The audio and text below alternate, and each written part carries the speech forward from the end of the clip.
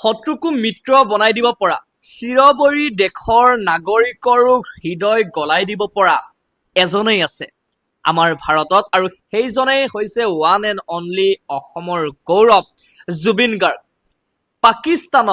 পাকিস্তানৰ নাগৰিকৰ হৃদয় গলাই দিবলৈ সক্ষম হৈছে জুবিন গাৰ্গে।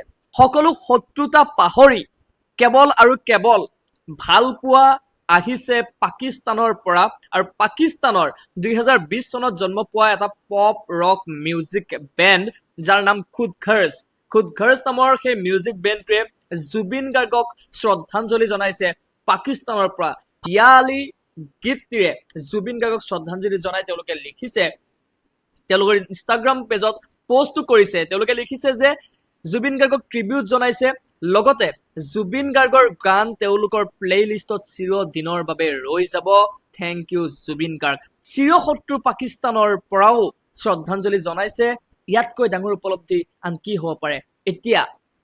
এতিয়া কওঁতাইতো কবয়ে, যিসকলে কেৱল সমালোচনা কৰি ভাল পায় তেওঁলোকে এতিয়া এইটো কৈ দিব নেকি যে জুবিন গাৰ্গৰো পাকিস্তানৰ প্ৰতি প্ৰেম আছিল, পাকিস্তানৰ পৰা কিবা এটা আহিলেই, পাকিস্তানৰ লগত কিবা এটা লিংক দেখিলেই সাধাৰণতে মানুহে তেনেদৰেই কৈ দিয়ে যে পাকিস্তানত পঠাই দিয়ে ইয়াক, ই পাকিস্তান প্ৰেমী। কিন্তু আমাৰ জুবিন গাৰ্গ এনেকুৱা এক সত্তা যি পাকিস্তানী হ'ব নালাগে, তেওঁ সদায় অসমীয়া আছিল, আৰু অসমত থাকিয়ে নিজকে সদায় অসমৰ ৰজা বুলি কৈছিল, আৰু অসমৰ পৰাই জুবিন গাৰ্গে কিন্তু গোটেই বিশ্বক তেওঁৰ অনুৰাগী কৰি তুলিছিল। সেইজনে হৈছে আমাৰ জুবিন গাৰ্গ, যাক জীয়াই থাকোঁতে বহু মানুহে চিনি পোৱা নাছিল, আৰু আজি তেওঁক হেৰুৱাই প্ৰত্যেকজনে বুজি উঠিছে যে আমাৰ ভূমিত, আমাৰ অসমত, আমাৰ জাতিটোৰ লগত কোন আছিল।